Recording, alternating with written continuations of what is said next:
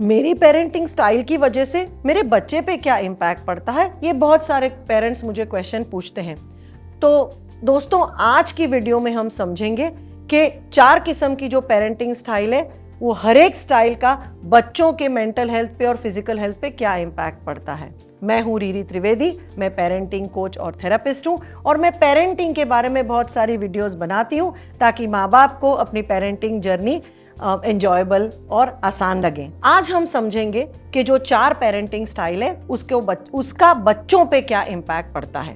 पिछली वीडियो में मैंने आपको बताया था कि नियंत्रण और संवेदनाशीलता, इसके ग्रिड में 4 किस्म की पेरेंटिंग स्टाइल रिसर्च के हिसाब से बताई गई है। सत्तावादी पेरेंटिंग स्टाइल, लापरवाह पेरेंटिंग स्टाइल, अनुमतिवादी पेरेंटिंग स्टाइल और आधिकारिक पेरेंटिंग स्टाइल, जिसको इंग्लिश में हम अथॉरिटेरियन, नेग्लिजेंट, परमिसिव और अथॉरिटेटिव पेरेंटिंग स्टाइल कहते हैं। अथॉरिटेरियन पेरेंटिंग स्टाइल या सत्तावादी पेरेंटिंग स्टाइल, जिसमें माँ बाप बहुत सारा नियंत्रण करते हैं और संवेदनाशीलता बिल्कुल नहीं दिखाते हैं, तो ये पेरेंटिंग स्टाइल से जो बच्चे बड़े होते हैं उनमें क्या देखा जाता है। ज्यादातर ये बच्चे जो हैं, इनमें खुद में बहुत गुस्सा भरा रहता है, तो उनको बड़े होके एंजाइटी और फियर फोबियाज जैसे मेंटल हेल्थ इश्यूज देखने को मिलते हैं। सत्तावादी माँ बाप के जो बच्चे होते हैं, ये कई बार बहुत रिबेलियस हो जाते हैं या ये हर बात पे माँ बाप के विरुद्ध जाते हैं और जो भी माँ बाप इम्पोज करते हैं उसका विरुद्ध करते हैं, उसको रिबेल करते हैं। तो बच्चों में अंदर भी एक रिबेलियसनेस और गुस्सा इसकी वजह से आता है। सत्तावादी माँ बाप के जो स्टाइल से जो बच्चे बड़े होते हैं, उनमें कई बार सामाजिक भय भी होता है, उनका आत्मविश्वास भी कम हो जाता है और वो अपना मंतव्य, अपने मन की बात बताने से बहुत ज़्यादा झिझकते हैं। कई बार इनको सोशल एंजाइटी भी हो सकती है और आगे जाके उनको लोनलीनेस, डिप्रेशन, अकेलापन, डिप्रेशन वगैरह जैसी मानसिक बीमारियां हो सकती हैं। बहुत ज़्यादा कंट्रोल और सत्तावादी माँ बाप की वजह से बच्चे कई बार गलत रास्ते पे भी जाते हैं और ये सारा अपना जो गुस्सा है या अपना अकेलापन है या अपना जो दुख और डर है, इसको कोप अप करने के लिए कई बार ये बच्चे एडिक्शंस या नशे की तरफ चले जाते हैं, जैसे ड्रग्स है, शराब है या पॉर्न है। तो जो सत्तावादी माँ बाप की पेरेंटिंग स्टाइल से बच्चे अगर बहुत ज़रूरत से ज़्यादा डिसिप्लिन में बड़े होते हैं, तो कई बार उनमें ये सारी चीज़ें देखी जाती हैं, जैसे कि ईटिंग डिसऑर्डर्स। कई बार ये बच्चे अपना तनाव और अपना डर के साथ डील करने के लिए कई बार स्ट्रेस ईटिंग, बिंज ईटिंग करते हैं, उनको ज़रूरत से ज़्यादा खाते हैं, उनको मोटापे का भी प्रॉब्लम हो सकता है। ये बच्चे बड़े होके कई बार एंजाइटी का शिकार बनते हैं, उनको बहुत ज़्यादा हर चीज़ में डर रहता है, एंजाइटी रहती है और फियर्स और फोबियाज भी हो सकते हैं। और कई बार वो खुद जब माँ बाप बनते हैं तो यही सत्तावादी स्टाइल, पेरेंटिंग स्टाइल अपने बच्चों पर भी डालते हैं या आगे ले जाते हैं, क्योंकि उनको लगता है कि यही तरह से पेरेंटिंग करनी चाहिए। और कई बच्चे हैं जो सत्तावादी माँ बाप के साथ बड़े हुए होते हैं, वो अपने बच्चों के साथ बिल्कुल ही परमिसिव हो जाते हैं, अपने बच्चों को सारी छूट दे देते हैं और बिल्कुल ही ऑपोजिट पेरेंटिंग स्टाइल फॉलो करते हैं। अभी अगर हम दूसरी पेरेंटिंग स्टाइल की बात करें, जो है बिल्कुल जिसको बोलते हैं नेग्लिजेंट पेरेंटिंग या लापरवाह पेरेंटिंग। ये वो पेरेंटिंग स्टाइल है जहाँ पे माँ बाप बच्चों के ऊपर बिल्कुल ध्यान नहीं देते, बच्चे अपने आप ही बड़े हो जाते हैं।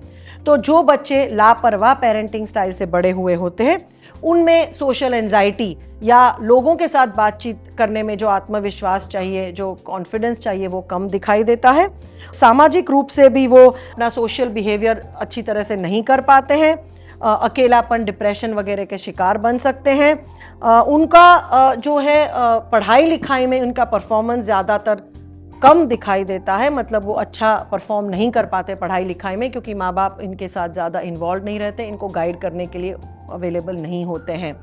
ये बच्चों में जो है भावनात्मक जो निग्लेक्ट बोलते हैं हम, इमोशनल निग्लेक्ट, ये भी इनको महसूस होती है। उनको अकेलापन भी महसूस होता है और उनको लगता है कि हमारे लिए हमारी बात सुनने वाला, हमें सपोर्ट करने वाला कोई है नहीं, जिससे बड़े होकर इनमें काफ़ी डिप्रेशन और अकेलापन जैसी बीमारियां आ सकती हैं और इनमें सुसाइड, आत्महत्या के विचार या आत्महत्या का अटेम्प्ट भी देखा गया है।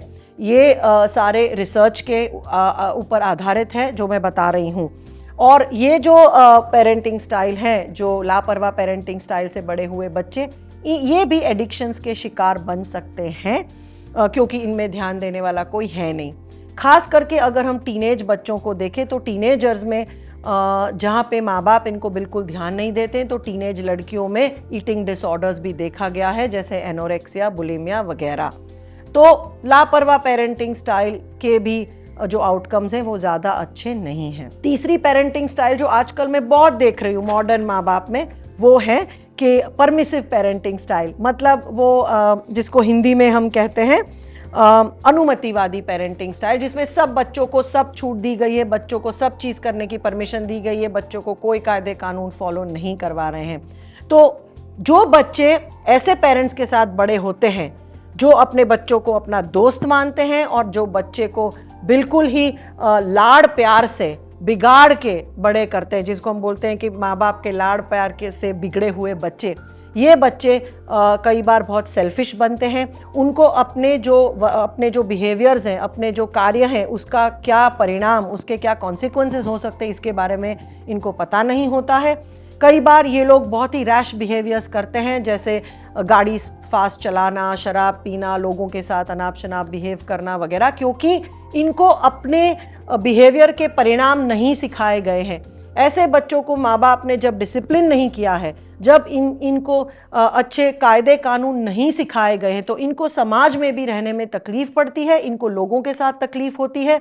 और ये बच्चे बहुत बार अपनी जो फेलियर्स हैं, अपना जो चीज़ें वो नहीं कर पाते, उसके लिए दूसरों को ब्लेम करते हैं। मतलब अपने फेलियर की जिम्मेदारी खुद नहीं लेते हैं, बट अपने फेलियर के लिए दूसरों को ब्लेम करने लगते हैं। ये बच्चे जिम्मेदारी भी नहीं निभाते हैं खुद की या दूसरों की, और बड़े लापरवाह होते हैं। तो ये जो है अनुमतिवादी पेरेंटिंग स्टाइल, जो सत्तावादी पेरेंट से बिल्कुल ही ऑपोजिट है, ये भी सही नहीं है, क्योंकि ये भी बच्चे को हेल्प नहीं करता है लॉन्ग टर्म में। मैं माँ बाप को कहूँगी कि मॉडर्न होना इसका मतलब ये नहीं है कि बच्चे को अपना दोस्त बनाए और बच्चे को बिल्कुल ही डिसिप्लिन ना करे। मॉडर्न होना और अच्छे माँ बाप बनना मतलब जो पेरेंटिंग स्टाइल हमने कही है, जो अथॉरिटेटिव पेरेंटिंग स्टाइल है, जिसको हम हिंदी में कहते हैं आधिकारिक पेरेंटिंग स्टाइल, वो ही सबसे अच्छी है। आधिकारिक पेरेंटिंग स्टाइल, जैसे मैंने पिछले वीडियो में बताया, वो है जहाँ पे माँ बाप एक अच्छी मात्रा में, एक बैलेंस तरीके से नियंत्रण भी बच्चों को देते हैं और बच्चों के साथ संवेदनाशील भी उतना ही रहते हैं। ये अथॉरिटेटिव पेरेंटिंग स्टाइल से जो बच्चे बड़े होते हैं, रिसर्च बताता है कि उनके जो पढ़ाई लिखाई में इनका रिजल्ट बाकी सब पेरेंटिंग स्टाइल के बच्चों से ज़्यादा अच्छा आता है।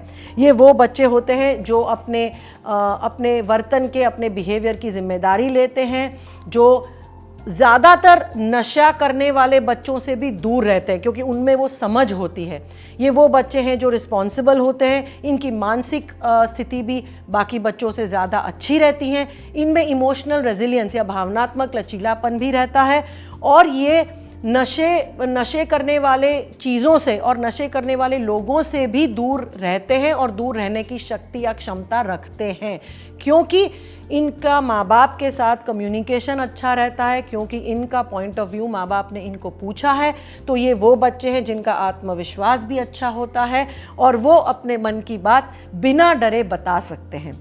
तो इस तरह से हमने देखा है कि चारों पेरेंटिंग स्टाइल में से ये जो अथॉरिटेटिव पेरेंटिंग स्टाइल है, आधिकारिक पेरेंटिंग स्टाइल है, ये सबसे बेहतर है और इसी से बच्चों को भी ज़्यादा फ़ायदा होता है और माँ बाप की पेरेंटिंग जर्नी भी अच्छी रहती है।